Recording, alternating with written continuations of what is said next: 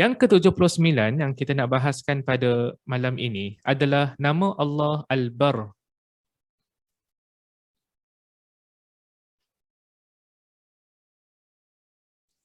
Dan nama Allah Subhanahu Wa Taala Al-Bar ada disebutkan dalam Al-Quranul Karim.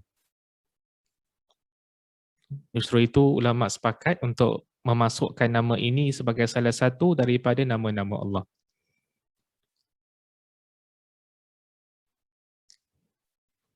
Allah Subhanahu Wa Taala menyebutkan dalam surah At-Tur ayat ke-28, A'udzubillahi minasyaitonirrajim.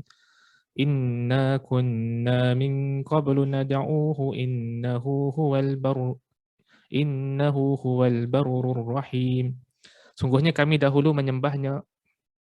Sungguhnya dialah yang melimpahkan kebaikan lagi Maha Penyayang. Sesungguhnya kami dahulu menyembahnya. Sungguhnya kami di dunia dahulu menyembah Allah Subhanahu Wa Taala. Sesungguhnya kami di dunia dahulu mentauhidkan Allah Subhanahu Wa Taala. Innahu huwal barrur rahim. Dialah yang melimpahkan kebaikan lagi Maha Penyayang. Al-Bar. Kan? Dalam ayat ini diterjemahkan Al-Bar sebagai Allah Subhanahu Wa Taala yang melimpahkan kebaikan. Allah Subhanahu Wa Taala yang menganugerahkan kebaikan bagi hamba-hambanya.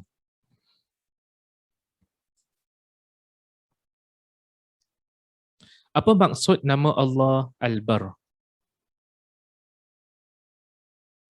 Maksud nama Allah Al-Bar adalah Allah Subhanahu Wa Taala tu maha baik. Banyak sangat kebaikannya yang besar, banyak kebaikannya dan besar kenikmatan yang dilimpahkannya. Jadi Al-Bar ni maksudnya senang kata Allah Subhanahu Wa Taala banyak memberikan kebaikan kepada hamba-hambanya. Allah Subhanahu Wa Taala banyak memberikan kebaikan kepada seluruh ciptaannya. Baik golongan yang beriman ataupun golongan yang tak beriman, Allah tetap berikan kebaikan. Allah tetap berikan nikmat. Walaupun orang tu ataupun golongan tersebut tak beriman. Allah tetap berikan dia rezeki. Allah Subhanahu Wa Taala tetap berikan dia makan minum. Allah tak mengharamkannya daripada perkara-perkara tersebut. Jadi banyak sungguh kebaikan yang telah dianugerahkan kepada kita oleh Allah Subhanahu Wa Taala. Baik golongan yang beriman ataupun golongan yang tak beriman. Cuma bagi golongan yang beriman, antara kebaikan tambahan yang diberikan adalah nikmat untuk mendapatkan hidayah. Nikmat untuk mendapatkan petunjuk. Itu merupakan satu kebaikan yang besar. Allah bimbing kita, Allah jadikan kita sebagai orang Islam, sebagai orang yang beriman.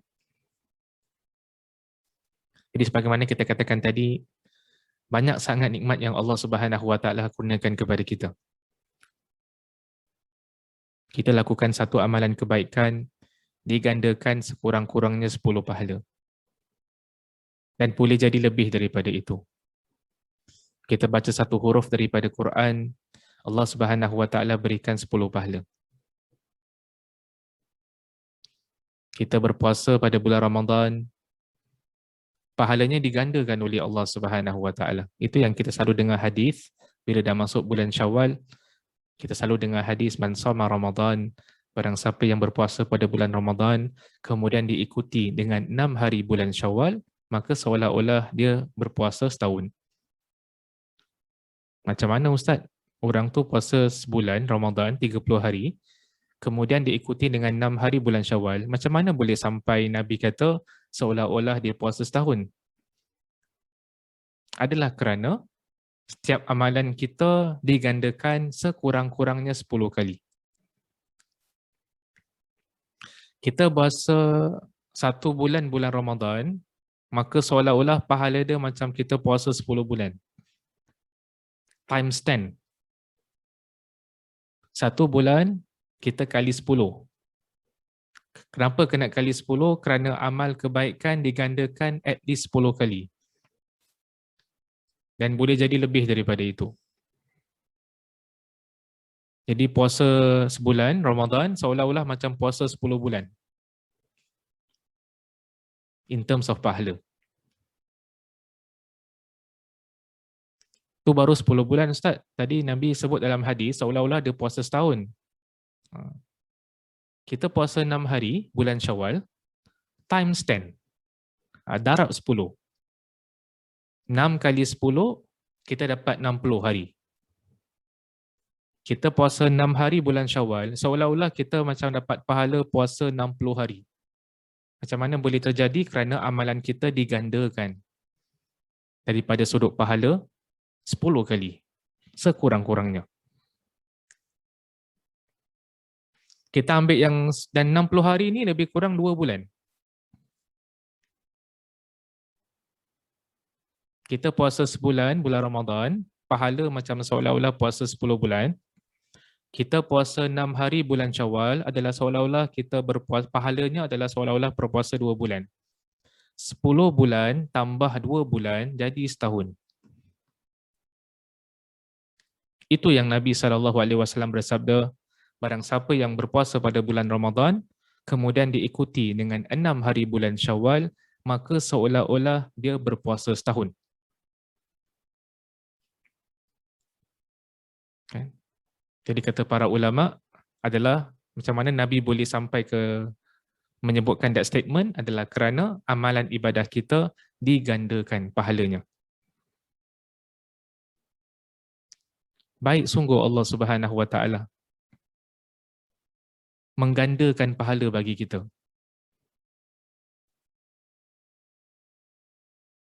Dan kita ni kalau dekat dunia ni di sebahagian tempat kalau kita beribadah dia punya pahala berganda. Siapa yang pergi Mekah, Masjidil Haram, solat dekat Masjidil Haram, digandakan pahalanya. 100,000 kali ganda.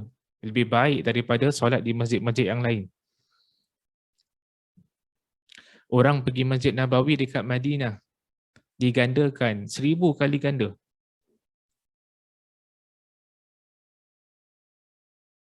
Satu kelebihan yang diberikan oleh Allah Subhanahu Wa Taala. Di banyak sangat kebaikan yang dikurniakan oleh Allah Subhanahu Wa Taala. Salah satunya adalah dalam bentuk Allah menggandakan pahala yang kita lakukan. Dan Allah Subhanahu Wa Taala mencintai orang-orang yang melakukan kebaikan. Allah tu maha baik. Allah limpahkan kebaikan kepada hamba-Nya dan Allah juga suka mencintai hamba-hambanya yang suka melakukan kebaikan.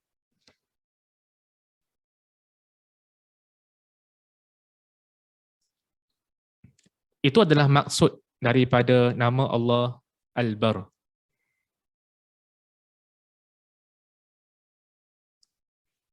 Apakah kesan yang bakal terhasil apabila seorang hamba benar-benar memahami dan beriman dengan nama Allah Al-Bar? Ada sekurang-kurangnya 2 kesan di sana. Pertama sekali, dia akan mendorong seorang hamba, menjadikan seorang hamba itu mencintai Allah Subhanahu Wa Taala. Banyak sungguh kebaikan yang Allah limpahkan pada kita. Banyak sangat nikmat yang Allah kurniakan kepada kita daripada kita kecil sampailah hingga ke hari ini. Banyak sangat kebaikan. Banyak sangat nikmat. Jadi bila seorang hamba dia mengenang nikmat-nikmat yang Allah berikan kepada kita, kebaikan-kebaikan yang Allah curahkan kepada kita, dia akan menjadikan seorang hamba itu mencintai Allah. Kita kalau kalangan manusia, kalau kita saling tukar-tukar hadiah, dia boleh memupukkan lagi ataupun strengthen,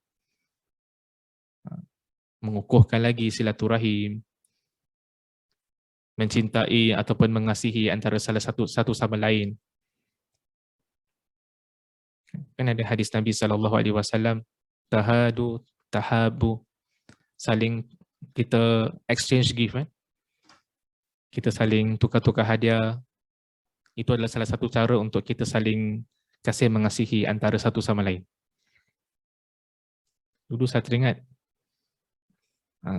saya ambil satu examination ni, IELTS. Waktu tu saya nak sambung belajar postgraduate dekat British Council. Dan saya teringat ada satu examination ni, oral examination.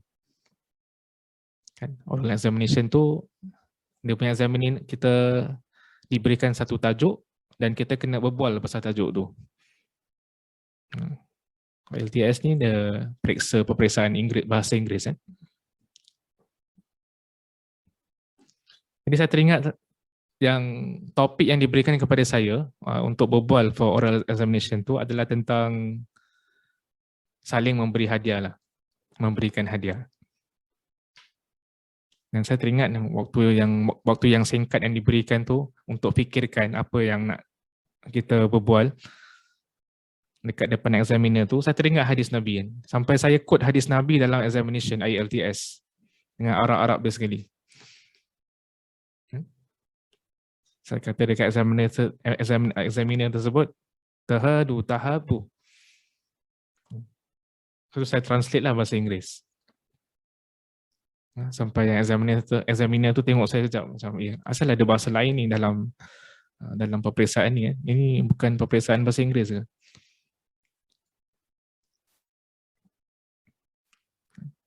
Kata-kata pesanan daripada Nabi SAW. Kita exchange gift, kita bertukar-tukar hadiah. InsyaAllah dia akan menimbulkan rasa kasih sayang antara satu sama lain.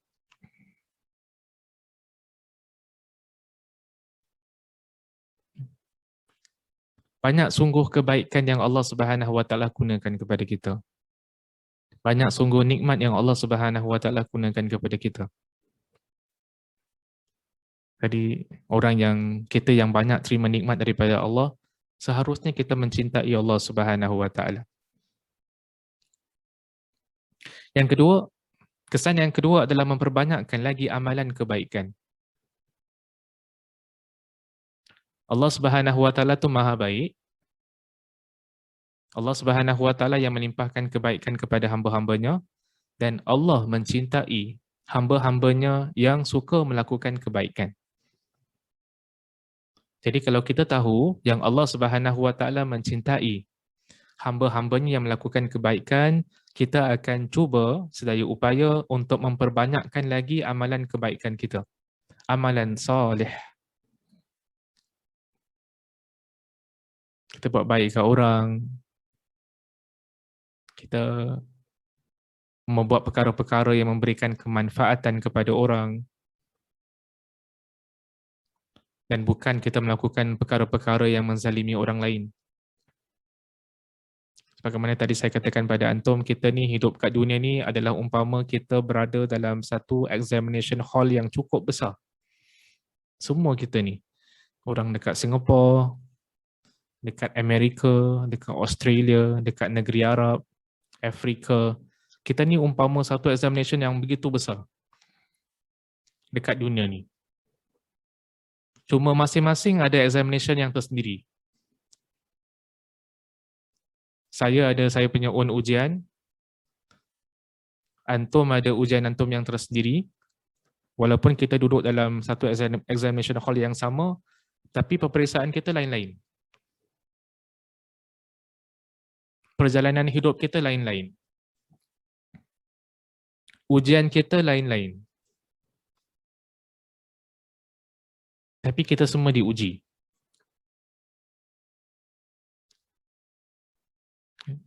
Kita semua diuji oleh Allah Subhanahu Wa Taala.